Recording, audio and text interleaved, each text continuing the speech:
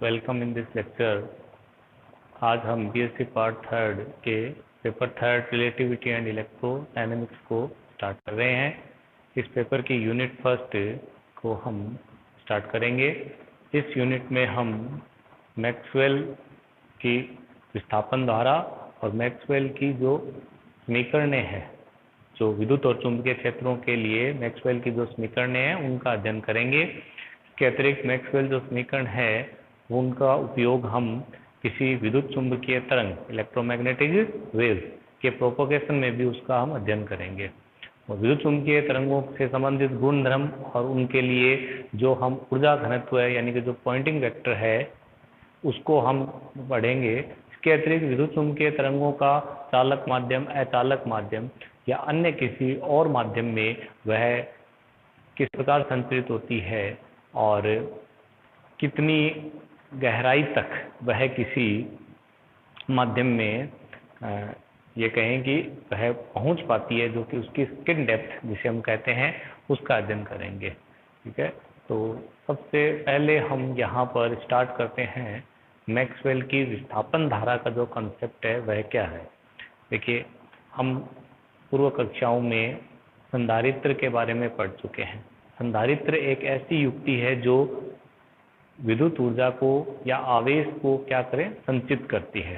ठीक, तो संधारित्र को जब हम किसी विद्युत स्रोत से कनेक्ट करते हैं तो वह संधारित्र पूर्णतः आवेशित होने में कुछ समय लगता है। जब तक वह संधारित्र पूर्णतः आवेशित होता है उस परिपथ में एक विद्युत धारा का प्रवाह रहता है। जब संधारित्र पूर्णतः आवेशित हो जाता है तो वह दृश्य स्रोत से जुड़ा हुआ है, तो उसके पश्चात वह एक खुले परिपथ की भांति व्यवहार करता है, यानी पूर्णतः आवेशित होने के बाद में परिपथ में बहने वाली धारा का मान शून्य हो जाता है। लेकिन जब तक संधारित्र आवेशित होता है उस समय में संधारित्र में जो धारा बहती है उस धारा को मैक्सवेल ने बताया और उस धारा को मैक्सवेल ने विस्थापन धारा का नाम दिया। तो इस विस्थापन धारा का कंसेप्ट जो है वो हम देखते हैं।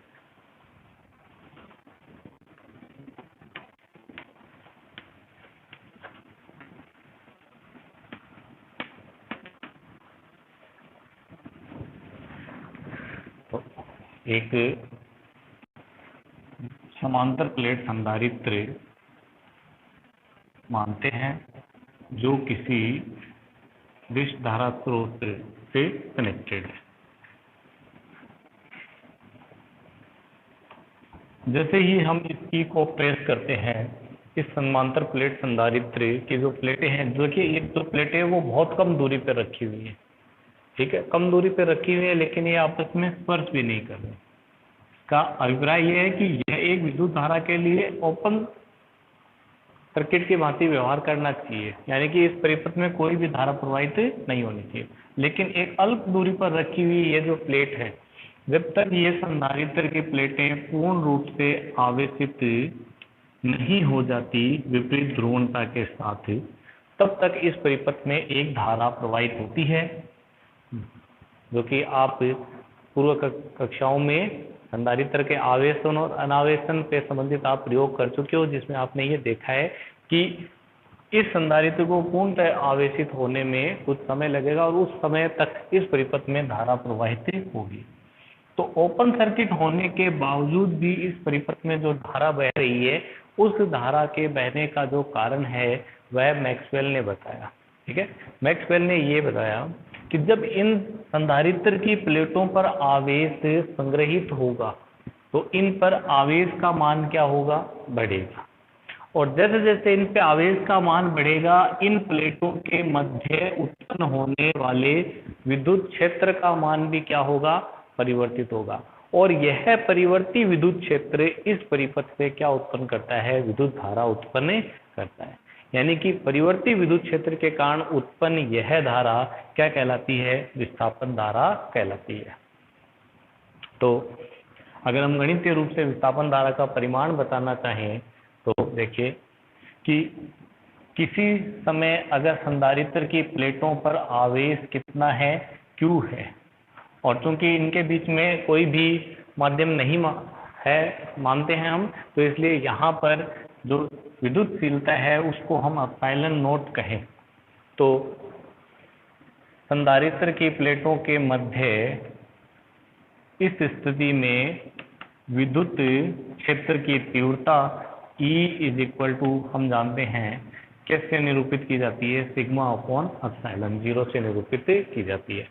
सिग्मा जो है वह क्या कहलाता है, आवेश घनत्व है, पृष्ठीय आवेश घनत्व है, क्योंकि पृष्ठों को प्लेटों को हमने पृष्ठ को समतल माना है, तो ये एक तल के लिए पृष्ठीय आवेश घनत्व। पृष्ठीय आवेश घनत्व का अभिप्राय हो गया इस पर आवेश और बट्टे इनका क्षेत्रफल। तो मान लीजिए किसी एक प्लेट का जो क्षेत्रफल है वो कितना है, ए है, ठीक है। ये इस प्रकार से प्लेट रखी हुई है, तो हमें सिर्फ ये लाइन के रूप में हम इसको निरूपित कर रहे हैं। तो यहाँ अगर हम सिग्मा पृष्ठीय आवेश घनत्व की वैल्यू पुट कर दें तो विद्युत क्षेत्र हमें प्राप्त हो जाएगा Q अपॉन ए एप्सिलॉन नोट। देखिए ये Q आवेश प्लेटों पर किसी समय आवेश है, यानी जब तक प्लेटें पूर्ण रूप से आवेशित नहीं हो जाती तब तक उससे पहले किसी समय t पर यह आवेश का मान। तो यहाँ से प्लेटों पर जो आवेश है वो कितना आ जाएगा, Q is equal to A epsilon naught E. Q हम देख रहे हैं कि प्लेटों पर आवेश संग्रहित होता जा रहा है, इसलिए Q एक क्या है, परिवर्ती राशि है, और आवेश प्रवाह की दर वो क्या कहलाती है, विद्युत धारा। तो अगर हम इस समय I धारा को हम निरूपित करें फॉर्मूले dq बाई dt से, तो चूंकि यहाँ Q परिवर्ती राशि है इसलिए यहाँ पर जो इस परिवर्तन के कारण जो धारा उत्पन्न होगी वह धारा विस्थापन धारा कहलाएगी, जो कि जब तक यहाँ पर आवेश का मान बढ़ता रहेगा, जब तक आवेश संग्रहित होगा, पूर्णतः आवेशित नहीं होने तक यह धारा प्रवाहित होगी। जैसे ही पूर्णतः आवेशित हो जाएगी Q क्या हो जाएगा, नियत, तो इसलिए Q में परिवर्तन नहीं होगा तो धारा का मान क्या हो जाएगा, शून्य। उसके बाद में परिपथ एक ओपन सर्किट की भांति व्यवहार करेगा। तो I is equal to value put कीजिए Q की, तो Q की वैल्यू है ए एप्सिलॉन नॉट ई। क्योंकि यह धारा विस्थापन धारा कहलाती है इसलिए इसको हम रिप्रेजेंट करते हैं ID से, मैक्सवेल की विस्थापन धारा, displacement current. Then ID is equal to, यहाँ से जो कांस्टेंट क्वांटिटी है वो अलग कर लीजिए, ए एप्सिलॉन नॉट, और यहाँ से हम इसको लिख सकते हैं DE बाई dt, ठीक है। देखिए सीधी बात है, विस्थापन धारा का कारक कौन है, विद्युत क्षेत्र में परिवर्तन होना, और विद्युत क्षेत्र में परिवर्तन होने का कारण क्या है, आवेश का मान बढ़ना, आवेश का मान परिवर्तित होना, ठीक है। तो ये ID विस्थापन धारा को हम इसको लिख सकते हैं। अगर मान लीजिए हम धारा घनत्व के रूप में इसे निरूपित करना चाहें तो धारा घनत्व है JD इज इक्वल टू क्या हो जाएगा, I अपॉन ए। तो ये एरिया से एरिया कैंसिल हो जाएगा, तो ये epsilon naught DE by dt से निरूपित होगा। अगर एप्सिलॉन नोट कांस्टेंट है E के साथ में लिखें तो JD is equal to D by dt of epsilon naught E। Epsilon naught E जो है वह एक सदिश कहलाता है, सदिश राशि है जिसे हम विस्थापन सदिश से निरूपित करते हैं। ये जो एप्सिलॉन नोट E है ये लिखा जाता है D वेक्टर, जो विस्थापन सदिश है। तो अगर धारा घनत्व सदिश को हम निरूपित रखना चाहें तो JD is equal to D by dt of displacement vector D। तो ये विस्थापन धारा और विस्थापन धारा का गणितीय मान और इसका कारक है जो मैक्सवेल ने बताया, ठीक है। इसके बाद में हम मैक्सवेल समीकरणों को उत्पन्न करते हैं, और मैक्सवेल समीकरणों जो हैं वह 4 प्रकार की मैक्सवेल समीकरण है, जिन्हें हम नाम दिया गया मैक्सवेल की प्रथम, द्वितीय, तृतीय एवं चतुर्थ समीकरण। मैक्सवेल जो समीकरण हैं उनके जो प्रकार हैं वह सिर्फ वैद्युतिकी और चुंबकीय के कुछ मूल सिद्धांतों से लिए गए हैं। तो वो मूल जो सिद्धांत है वो 4 सिद्धांतों का उपयोग किया गया है, उनके आधार पे इनके मैक्सवेल समीकरणों के 4 प्रकार हैं। तो प्रथम जो मैक्सवेल समीकरण है यह फिर वैद्युतिकी में गाउस का नियम है, यानी फिर वैद्युतिकी में तो गाउस का नियम है ना, वही एक प्रकार के मैक्सवेल समीकरण ही है, बस इसका रूप हम अवकल और समाकल 2 प्रकार से लिख सकते हैं। इसी प्रकार द्वितीय जो मैक्सवेल समीकरण है यह है फिर चुंबकीय में गाउस का नियम है। तृतीय जो मैक्सवेल समीकरण है वह है फैराडे का विद्युत चुंबकीय प्रेरण का नियम है। और चौथी जो वेक्टर समीकरण है यह एम्पियर का परिपथ का जो नियम है उससे बनी है। तो सबसे पहले हम बात करते हैं मैक्सवेल की प्रथम समीकरण की।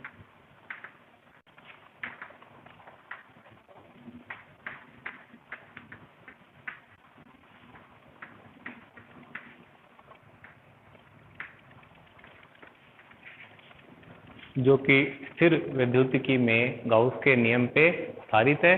तो स्थिर वैद्युतिकी में गाउस का नियम हम जानते हैं क्या होता है कि किसी बंद पृष्ठ से निर्गत जो विद्युत फ्लक्स है, this means electric flux passing through a closed surface.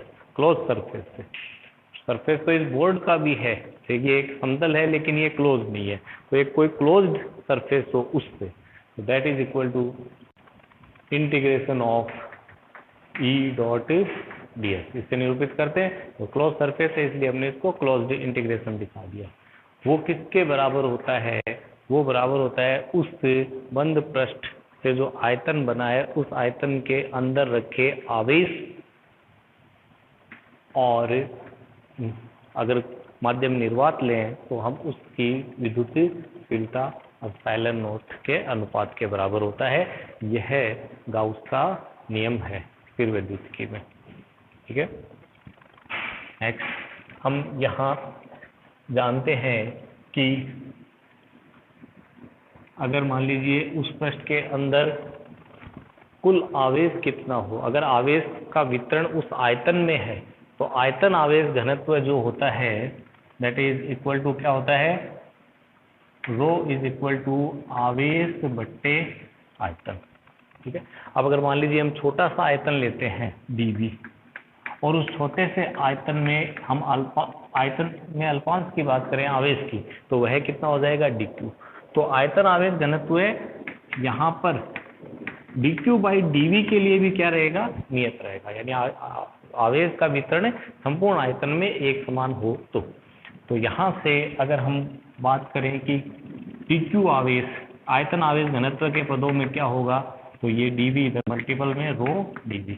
और अगर हम उस आयतन में कुल आवेश की बात करें, इट्स मीन इसका इंटीग्रेशन, तो कुल आवेश किसमें, उससे आयतन में, तो दैट इज इक्वल टू, जिसको हम रिप्रेजेंट कर रहे हैं Q से, तो Q is equal to volume integral of row.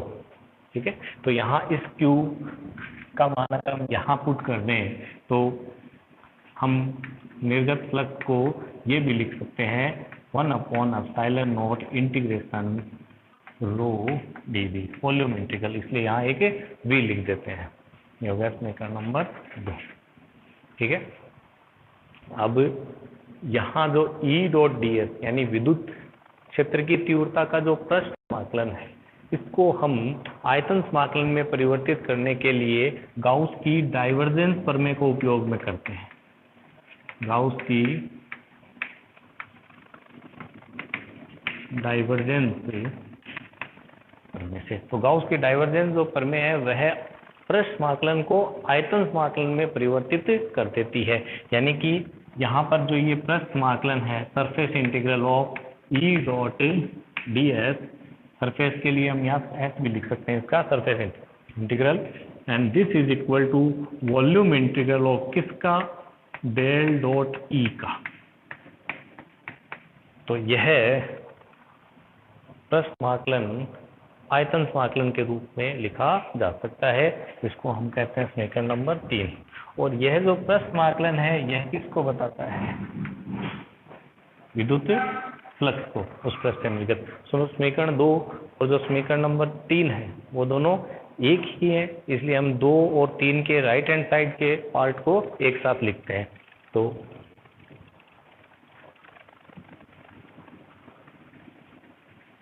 Integration of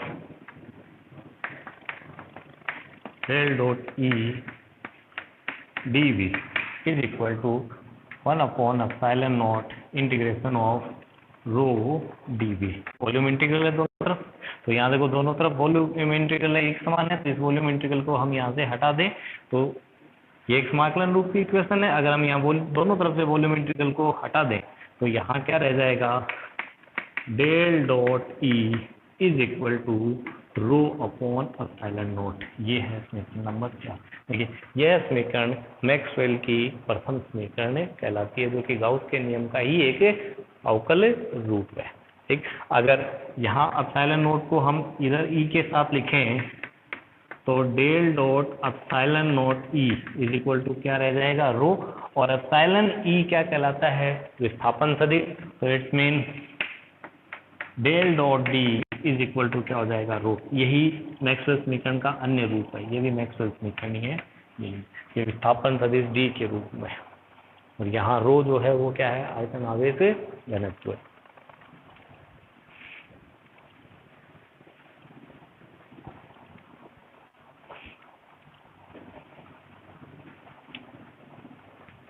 अब अगर हमें मैक्सवेल की द्वितीय समीकरण प्राप्त करनी है तो हम स्थिर चुंबकीय में किसका उपयोग करेंगे, गाउस के नियम का।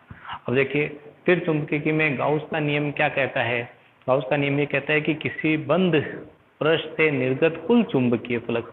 तो अगर चुंबकीय फ्लक्स की बात करेंगे तो इट मीन यहाँ पर क्या रिप्रेजेंट करेंगे, एम, मैग्नेटिक फ्लक्स। और यहाँ ई की जगह चुंबकीय क्षेत्र की तीव्रता आ जाएगी, वो कौन होगी, बी। यानी इसी समीकरण को हम द्वितीय समीकरण में कन्वर्ट करते हैं यहीं से।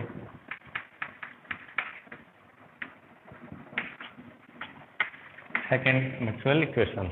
तो यहाँ चुंबकीय क्षेत्र की तीव्रता बी से रिप्रेजेंट करेंगे। और देखो गाउस का नियम क्या कहता है स्थिर चुंबकीय में, कि किसी पृष्ठ से निर्गत कुल चुंबकीय फ्लक्स जो होता है वो हमेशा क्या रहता है, जीरो। क्यों, क्योंकि चुंबक के एकल ध्रुव का अस्तित्व नहीं होता। तो अगर आप कोई भी पृष्ठ लोगे, उस पृष्ठ में एक चुंबक का आप ध्रुव मानोगे तो जस्ट अपोजिट उसका क्या माना जाएगा, विपरीत ध्रुव माना जाएगा। तो जितना फ्लक्स एक ध्रुव से निर्गत हो रहा है उतना ही फ्लक्स एक ध्रुव में क्या हो रहा है, प्रविष्ट हो रहा है। इसलिए कुल जो फ्लक्स हो गया वो हमेशा क्या रहता है, शून्य रहता है। तो हमेशा शून्य रहेगा, तो हमें यहाँ इस राशि की बात करनी नहीं, ठीक है। और गाउस की डाइवर्जेंस पर में हम अगर इस पृष्ठ समाकलन के लगाएंगे तो यहाँ मैग्नेटिक फ्लक्स के लिए ये हो जाएगा B dot D F is equal to del dot B का वॉल्यूम इंटीग्रल, ठीक है। तो अब अगर हम देखें समीकरण नंबर 1 और समीकरण नंबर जो 3 है वह किसको बता रही हैं, कुल निर्गत चुंबकीय फ्लक्स को बता रही है। तो अभिप्राय ये हो गया कि ये जो क्वांटिटी है ये किसके बराबर होगी, जीरो के। तो इस प्रकार यहाँ